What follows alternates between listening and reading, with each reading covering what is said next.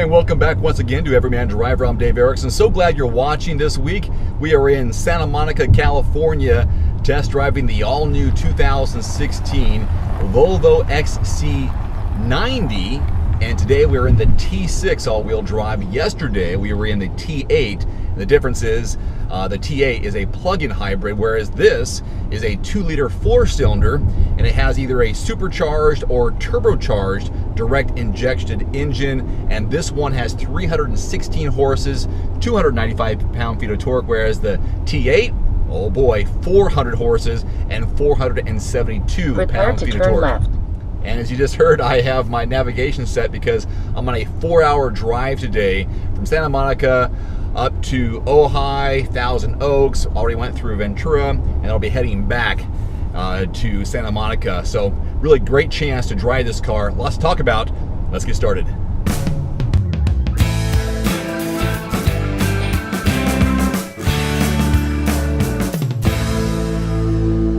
Got this navigation system set up here where we've got our destinations preset in the infotainment screen, and I've got a heads-up display that says I'm turning left right now onto North Ventura Avenue. I'm 3 miles away from Ojai.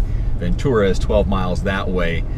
So intuitive, this navigation system. You have it here in the instrument cluster, the map and directions, as well as the heads-up display and on the center stack. You know, I've been winding through the roads above the Pacific Ocean, and this really handles nicely. There are a couple of different driving modes, and I have this dial over here. There's Eco for efficient driving, Comfort for everyday use, and Dynamic, which is high performance. And I opted for the Dynamic high performance through the hills to get a stiffer and firmer feel with the suspension and the steering wheel. It made a huge difference. You can definitely tell the difference between the performance or dynamic and the comfort.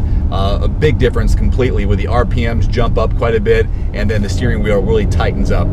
Now, one of the big selling points for this vehicle and Volvo in general is safety.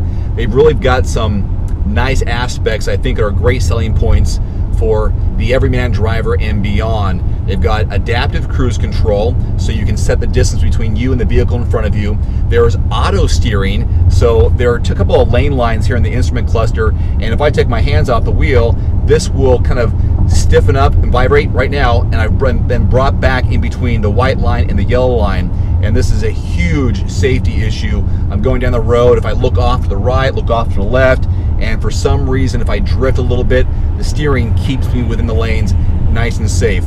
Also, with this adaptive cruise control, there's a lane departure warning, and there's a light that goes on in the side mirror as opposed to the A-pillar, and they've moved it out there a little bit, and so that's where you see that. But this car is almost self-driving, which is kind of exciting, because you set your adaptive cruise control, and the car in front of you, if it slows down, it slows down. I've got these lane lines over here, so I won't veer away because the steering wheel will tighten up and keep me within my lane. And there's this automatic braking as well, like auto braking. So if you're coming to a stoplight and the car in front of you is slowing down, this car will slow down as well. And I've even had an alert. I was going around some windy roads, and there was a car pulled off to the right, but because the line of sight of this vehicle to the car that was parked, it flashed a light that said, you know, there's a danger because the car is up in front of me. So this really takes care of you. Something else I've really been able to experience, especially on this longer drive, is the different seating positions and options. There's a driver's seat lumbar. There's also a cushion extender. And as I go up to one more, there is side bolsters, so you can adjust those in and out. And I've already extended my lower seat here for the cushion extender to make it even more comfortable. But the whole idea is to keep you as fresh as possible on those long road trips, so you're not tired when you get out of the car after driving for 2 to 4 hours. In my T8 video, we talked about the infotainment screen and how it looks like a mini iPad, and it's divided into sections, and there's a lot of swiping that goes on. You can, it's almost like an iPad or a smartphone where you can put your finger at the very top and drag it down, and you can see different options, settings, map, route, traffic, guidance, and so on. And then also, once you close it out, you can go left and right and see other buttons that you don't necessarily need to see right now. So these are kind of buttons that are secondary, so everything you need to see is on your main screen, and the goal is here to keep your hands on the wheel and have what's immediately important in front of you, whether there's a heads-up display, all the controls on the steering wheel, as well as the instrument cluster. Everything that you need is right in front of you, and then if you have to, there are other options, other features that you can swipe left and right on the infotainment screen that are secondary. Something else I think you might appreciate is how quiet the cabin is, not only here around town as I come into some smaller communities, but also on the highway. I'm driving at 65 miles per hour along with traffic, and it's like I'm gliding along the roadway. There's very little distraction at all in terms of noise. I'm also very happy with the visibility inside, especially from the driver's seat. A lot of glass, a lot of window space, and the panoramic sunroof is a nice feature as well, going all the way back to the second row. This is a 3-row passenger SUV, and when you fold down the back row and the third row, you're looking at 85 cubic feet of volume for storage, so tons of space to haul whatever you need.